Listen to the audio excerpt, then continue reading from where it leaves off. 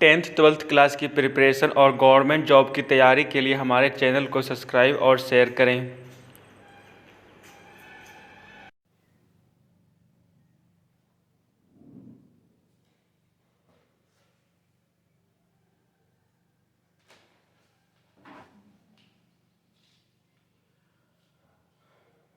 ये हमारा प्रश्नावली 1.3 का पहला क्वेश्चन है। इसमें क्वेश्चन है कि सिद्ध कीजिए कि √5 जो है एक अपरिमेय संख्या है। तो इसके जो पहले अभी वीडियो जब देखे उसमें हम लोग ऑलरेडी पढ़ चुके हैं कि √2 को प्रूव करना है कि अपरिमेय संख्या है, √3 है उसको प्रूव करना है कि अपरिमेय संख्या है। तो उसी तर्ज पे हम लोग प्रूव करना है कि √5 जो है वो अपरिमेय संख्या है। जैसे कि अगर आपने हमारा पिछला वीडियो देखा होगा √2 √3 के बारे में, तो ऑलरेडी जान चुके हैं पहला स्टेप क्या होगा। पहला स्टेप अगर मान लेते हैं जो दिया हुआ उसके विपरीत मानते हैं।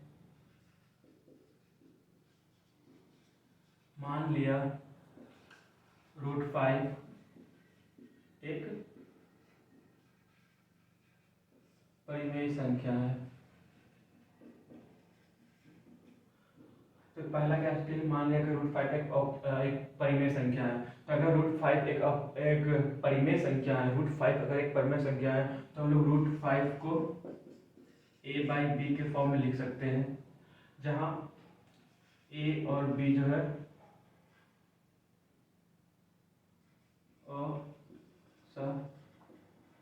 असहभाज्य होगा, मतलब सभाज्य नहीं होगा, और b नॉट इक्वल टू 0। अब बहुत के मन में असभाज्य का मतलब क्या होता है, मतलब कि जो a/b जो है कोई भी एक ऐसा नंबर नहीं होगा जिससे कि ये दोनों डिवाइड हो एक्सेप्ट 1।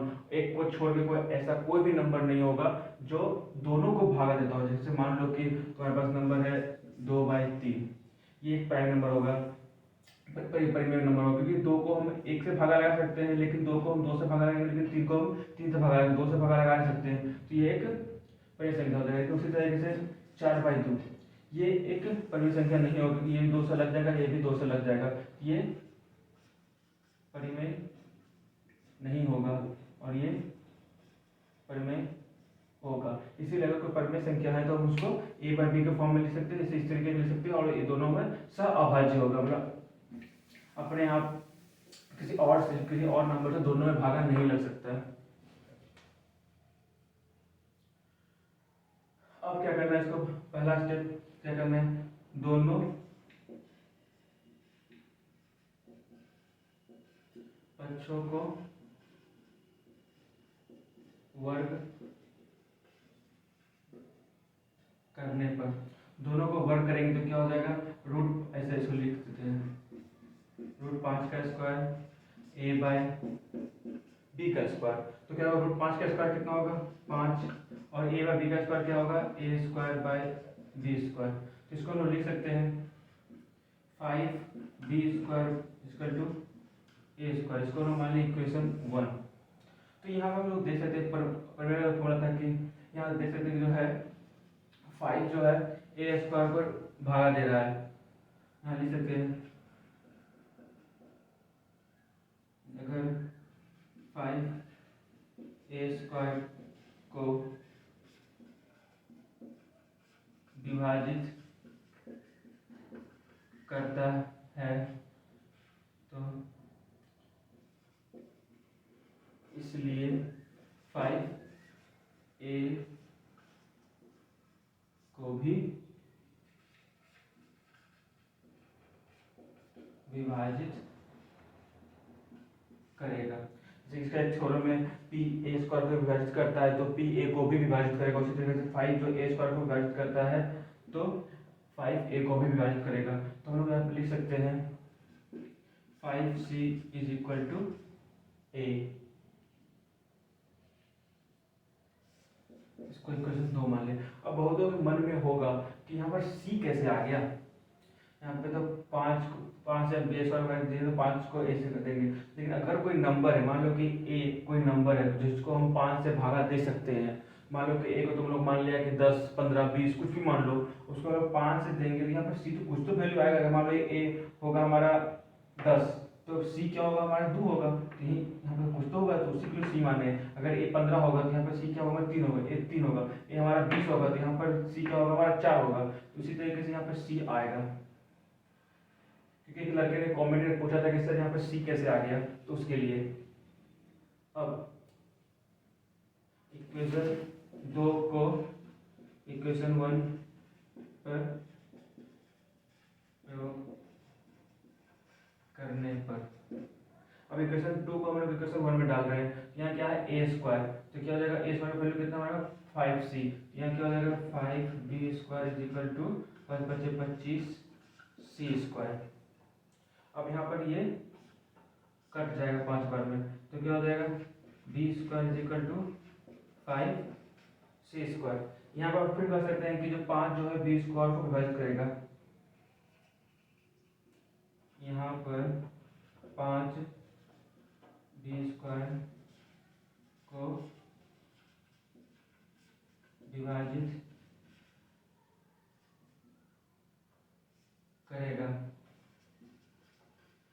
इसलिए 5b को भी विभाजित करेगा। अब हम देख सकते हैं सेम उसी तरीके से पी ए स्क्वायर को विभाजित करता है तो पी ए को भी विभाजित करेगा, उसी 5 अगर बी स्क्वायर को विभाजित करता है तो 5 बी को भी विभाजित करेगा। यहाँ हम लोग देख सकते हैं 5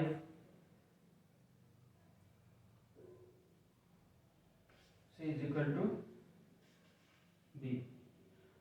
अब यहाँ पे एक चीज गौर करने की बात है कि कह सकते हैं कि 5 जो है ए को भी विभाजित कर रहा है, 5 जो है वो बी को भी विभाजित कर रहा है। यहाँ पे इसको ना लिखो तो भी चलेगा। तो यहाँ पर ए और बी क्या है हमारा a बाई बी, ए और बी एक सहभाज्य है, मतलब किसी और से इसमें भागा नहीं लग सकता है। तो किसी और से दोनों को भी एक नंबर हो, 2 3 4 कोई भी नंबर से दोनों में भाजित नहीं हो सकता है। लेकिन यहाँ हम देख रहे हैं क्या कि ए को भी हम 5 से भागा दे पा रहे हैं और बी को भी हम 5 से भागा दे पा रहे हैं। तो मतलब ये क्या हो रहा है, एक विरोधाभास हो रहा है कि मतलब कि हम दोनों को यहाँ पर प्राइम नंबर माने थे, तो ये प्राइम नंबर तो हुआ नहीं। तो प्राइम नंबर इसलिए नहीं हुआ क्योंकि ये दोनों को जो हम लोग है 5 से भागा दे पा रहे हैं, तो इसलिए ये जो है हम लोग को विपरीत आ रहा है आंसर कि हम लोग ये एक तरह का परिमेय नंबर तो हुआ नहीं। अगर ये परिमेय नंबर नहीं है तो इसका मतलब कि ये अपरिमेय नंबर है।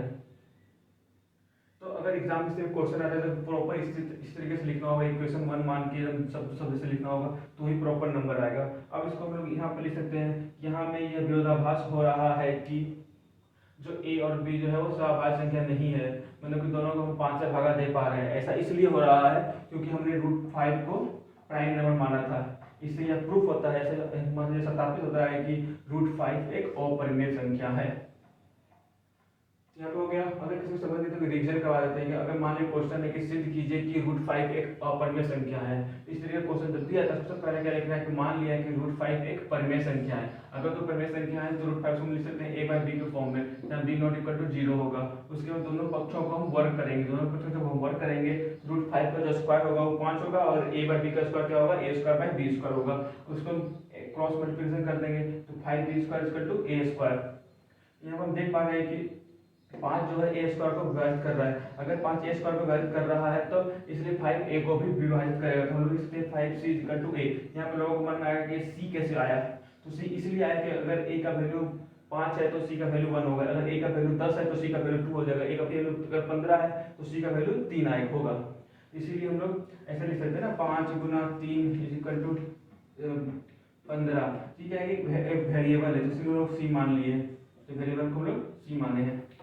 तो उसी तरीके से अगर दोनों को इस तरह इक्वेशन 2 को इक्वेशन 1 में प्लेस करने पर तो इक्वेशन यहाँ पे है a स्क्वायर, तो a क्या है हमारा 5c, तो a स्क्वायर हो जाएगा 5 का स्क्वायर c का स्क्वायर तो 25 c square equal to 5b square. अब जब 5 से 5 करके 25 में 5 तो 5c square equal to b square. फिर से 5 जो है b स्क्वायर को विभाजित कर रहा है तो इसलिए 5 जो है b को भी विभाजित करेगा। यहाँ पर ये विरोधाभास इसलिए हो रहा है क्योंकि हमने इसे प्राइम नंबर माना था। अगर प्राइम नंबर है तो a और b किसी एक नंबर से डिवाइड नहीं हो सकता है, तो इसलिए हो रहा है प्राइम नंबर से सत्यापित होता है कि √5 एक अपरिमेय संख्या है। ओके।